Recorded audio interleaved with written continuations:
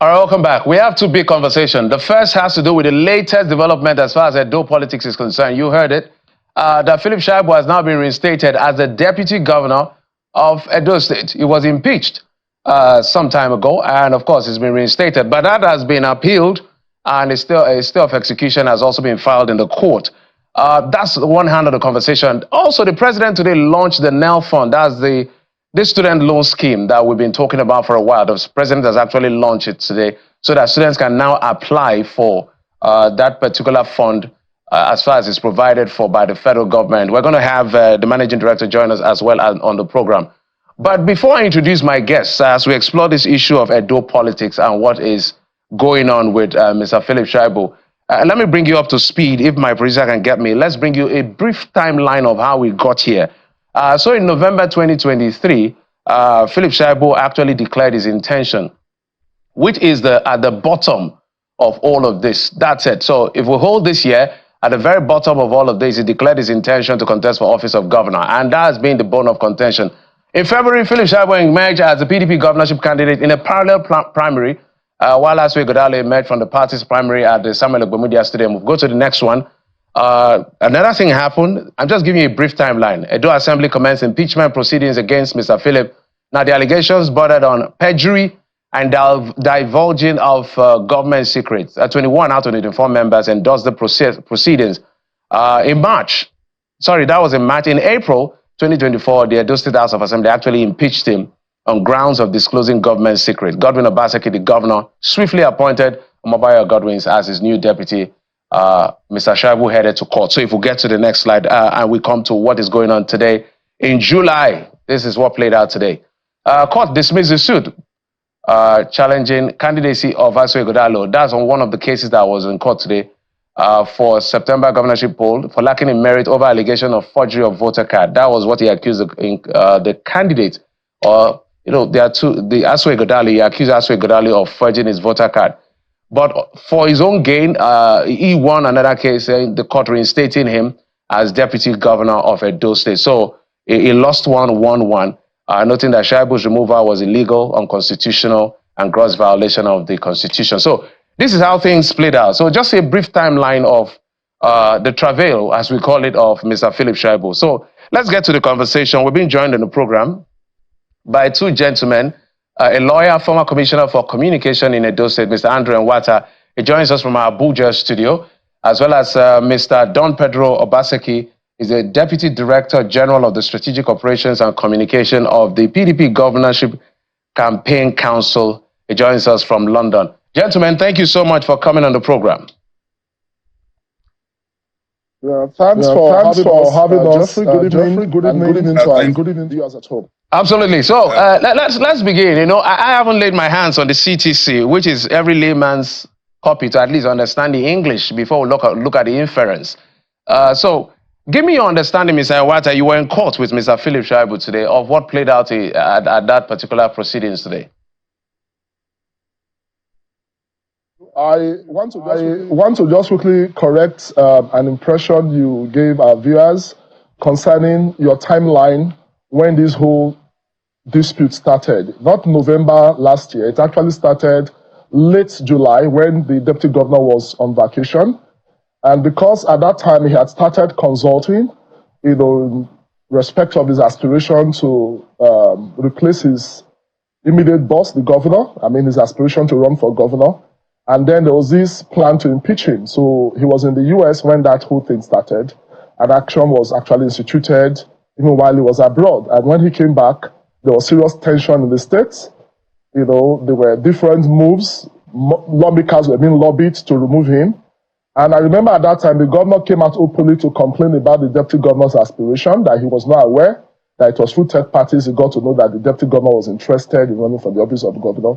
And even gave this impression that the deputy governor wanted to control the House leadership to remove him as governor. So after those denials and some interventions were made, the governor even made it clear that for him it was an affront to the deputy governor to have gone to court. So that was what made the deputy governor to withdraw his case on the promise that this issue of impeachment would not be affected. Only for the thing to come up again this year after he indicated his interest, participated in the primaries, And for me, today is a day of victory for Edo people, is a day of victory for democracy, a day of victory for the rule of law. And it reminds us that there's no alternative to the rule of law. And it is a former Chief Justice of Nigeria that said, in a situation where the rule of law is jettisoned, anarchy becomes the sole beneficiary. Fataye Atada William CJN made that statement. I'm happy that the mandate given to Shaibu, the Federal High Court today has restored it. And for me, what is significant is the fact that the court interpreted the phrase gross misconduct as used in Section 188, sub 11 of the Constitution, where, of course, the Constitution itself defines it as a grave violation of the Constitution or, violation of any of its provisions. The fact that they said the deputy governor attached some official documents to an affidavit he filed in that case concerning his impeachment, the court said no, that even under the Freedom of Information Act, he has that right to disclose that particular piece of information as it relates to litigation. And that was not the basis to now impeach a deputy governor from office. And he actually brought out the motive. The court said from all the documents filed, the clear motive for Shaibu's impeachment was because of his political aspiration, and that it was a clear case of witch hunt, which the court condemned in the strongest of terms. And that the argument of the defendants that, Section 188 sub 10 has an ouster clause, and for the benefit of our viewers, an ouster clause is a provision of the law that takes away the court's jurisdiction from intervening in a particular matter. In the Nigerian Constitution, we have two. Section 6, subsection 6C, which takes away the court's jurisdiction from interpreting provisions concerning the fundamental objectives and directive principles of state policy contained in Chapter 2, and this particular provision, Section 188. And the court says for you to activate the provisions of Section 188 sub 10, which is the ouster clause, you must fulfill the conditions of subsection 1 to 9, the conditions precedents in 1 to 9, for you to now activate the ouster clause, which in this case was not done. So as I said earlier, it's a victory for democracy. The court has told the Inspector General of Police to restore his security, and in the eyes of the law, according to the judge, he was never removed as deputy governor because that impeachment was unlawful, illegal, unconstitutional, null and void. All right, let me go to Mr. Obaseki. All right, the hope of the common man by this decision. All right, Mr. Obaseki, I would like you to respond, but I want you to piggyback from what he said, especially Section 188, subsection 10, which I believe is the premise of some of the argument of the lawyers against Mr. Philip Shaibu, that says that no proceedings or determination of the panel or of the House of Assembly or any matter relating to such proceedings or determination shall be entertained or questioned in any court. What is your interpretation of what is going on? Well, I want to laugh. I want to laugh by just stating something. Our courts cannot continue. Courts cannot continue in Nigeria to give mercantile judgments. The court is not a marketplace. And Jeffrey, I don't know what I do. You keep calling me Mr. I go to school, make I not be Mr. I be Dr. Obaseki. Let me just say this quickly. In law, they say mutatis mutandis. All that needs to be changed has been changed. And I'm happy that my brother, Andrew, he gave you very lucid explanations, and I buy into that. However, in Section 188, subsection 11, in the definition of gross misconduct, it is in two phases. And it says gross misconduct, I think I can quote it, is a grave violation of the breach of the provisions of the Constitution, or a misconduct of such a nature as it amounts to, in the opinion, that is key, in the opinion of the House of Assembly, to gross misconduct. So what this one gives a caveat for anybody. That's why I keep telling, in one of my papers earlier as a younger person, I wrote that this is one of the most, how will I put it, uncomfortable aspects of our Constitution. Section 188. And from 1 to 9 had been met, because when you were reading it, when you, Jeffrey, was speaking, you said 18 members plus 1, 19, had actually done the voting because only 20 of them were there, and one of them abstained, and the other person was the speaker. And in the originating accusation, 22 out of the 24 members of the House of Assembly of Edo State signed and all the other provisions from subsection 1 to subsection 9 were followed almost to the letter, including the timelines. Why I said mutatis mutandis is this. Number 3, this is very key. The fact that the deputy governor did not even show up is not an excuse, and that is clear. So I don't see how this will stand in the face of higher introspection.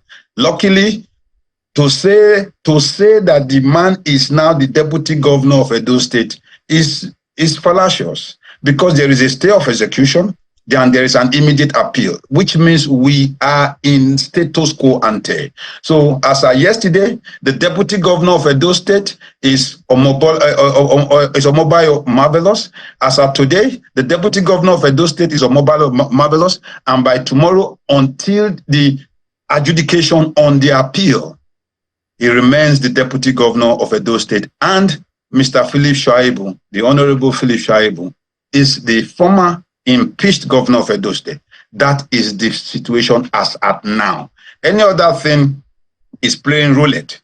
That is just the truth. And I think that spending time with the Edo people in talking about what appears almost like a fait accompli will not be doing justice to the process in Edo State. And we cannot continue to be the characters in an unending melodrama.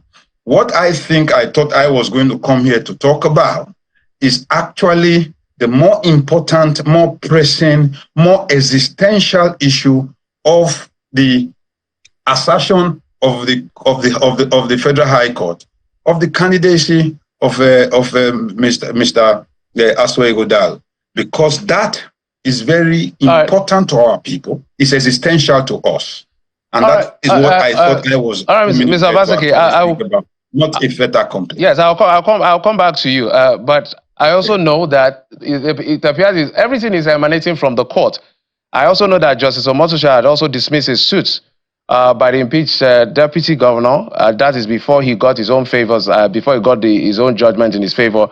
Mr. Philip Shaibu and others seeking to void Asue Godalo's nomination as a candidate of the PDP in the forthcoming election. In the judgment, Justice Omotosha held that the suit, which challenged Godalo's qualification on the grounds that he allegedly forged his voter card, was status barred. Justice Omotosha held that the suit, being pre-election case, was filed outside of the 14 days allowed by Section 285, subsection 9 of the Constitution.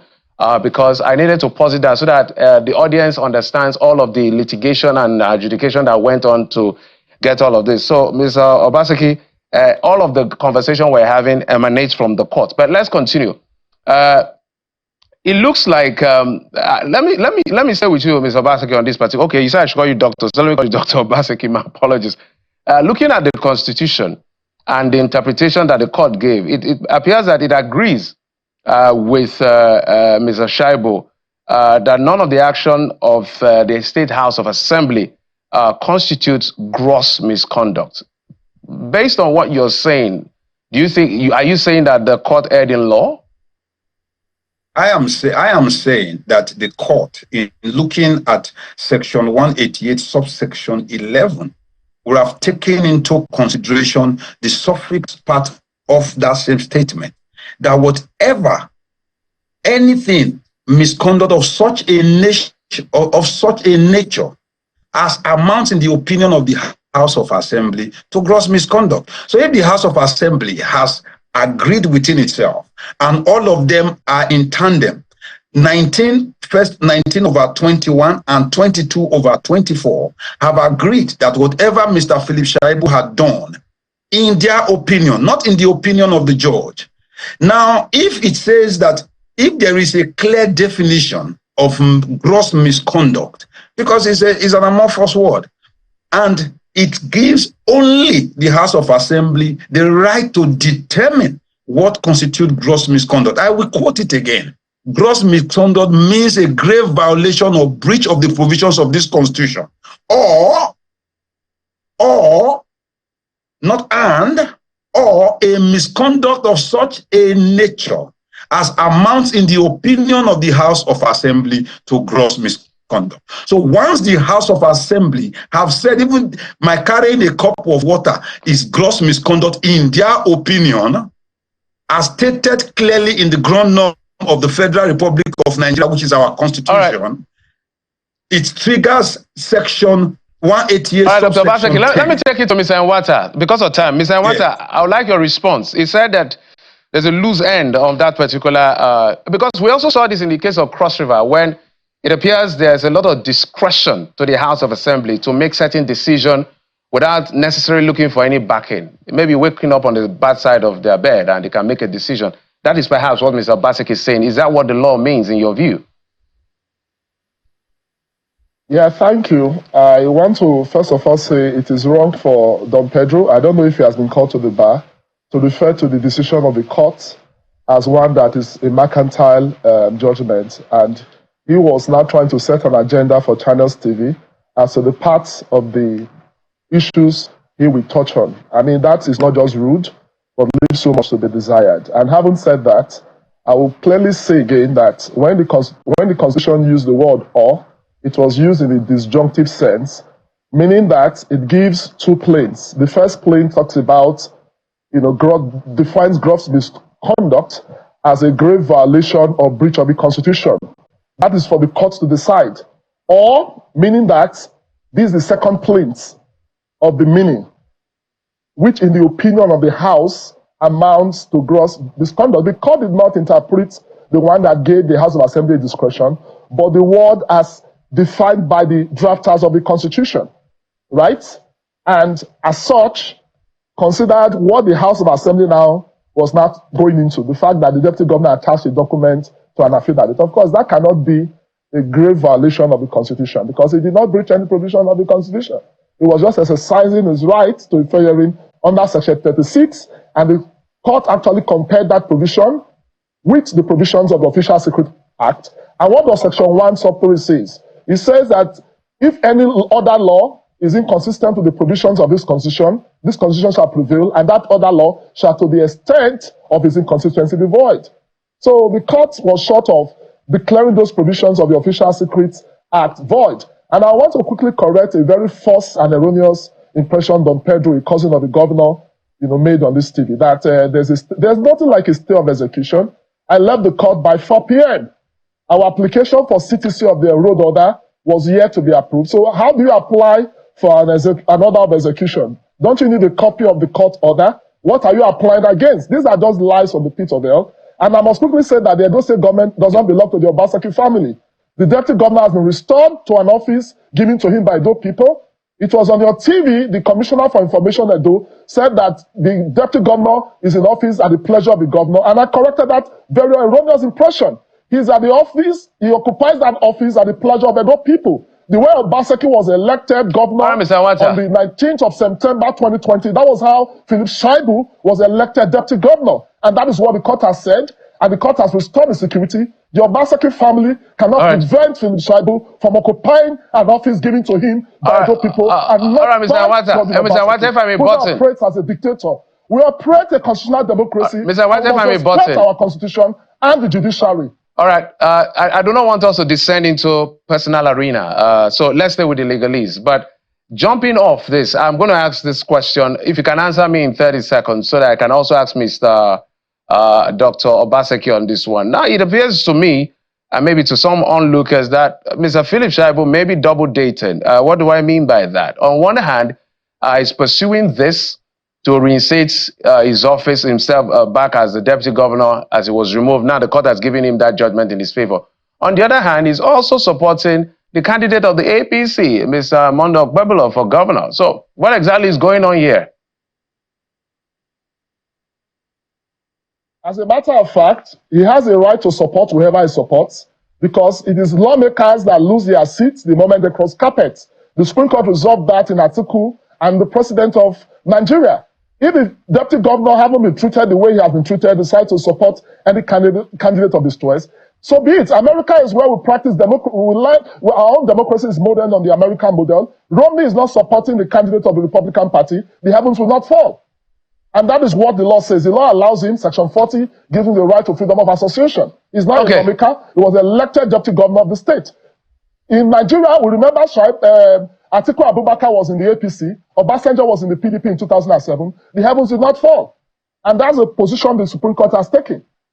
All right, let's go to Dr. Obaseki on this one. So, beginning to wind down, what do you think is the way out of this? Because we're going through the legalese. I remember the encounter I had with the issue of the first case about there was an argument between outcome of the case as to challenging the process, Section 82 of the Electoral Act against Section 84, contending with interpretation by lawyers like you and Mr. Nwata. So, what do you think is the way forward? Because this looks like this standoff may get to the Supreme Court, and this may be detrimental, if not careful, to the entire spectrum of the PDP if it's not managed. So what do you think is the way forward? In closing. Quickly, I'll just say that I want to ask Barrister Iwata, I just want to say this it's more important, not to come on public television and insult my family. That is not fair, but I will not be dragged in the mud with him. I'll let that slide. That is on the. I think that politics in Nigeria, because of the propensity to have very vague leadership selection processes, is throwing our democratic experience to the dogs. I believe that with the continued litigations, maybe we'll be able to now have cases where, based on precedents, all the political players will begin to play by the book. Now, emotion has little or no role to play when you are talking about the fact of the case. Balance of probabilities based on the facts and evidences that are available. And that is what this is all about.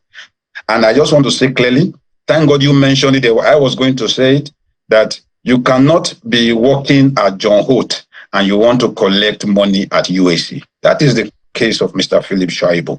But I think I will let that slide. I am not an advocate for the House of Assembly. Neither am I an advocate for any individual. I am here as an advocate for Aswe Ighodalo and then the greater good of our education. Dr. Obaseki, I must thank you so much. I wish we had more time, but it appears that I know that we're going to continue this conversation because politicians, you guys know how to hold it all the way to the end. So I must thank you both, Andrew Nwata, lawyer, former commissioner for communication, joining us from Abuja studio, as well as Dr. Don Pedro Obaseki, DG, Deputy DG, Strategic Operations and Communication, PDP Governorship Campaign Council for the Edo State governorship election. Thank you, gentlemen, for coming on the program. I appreciate it.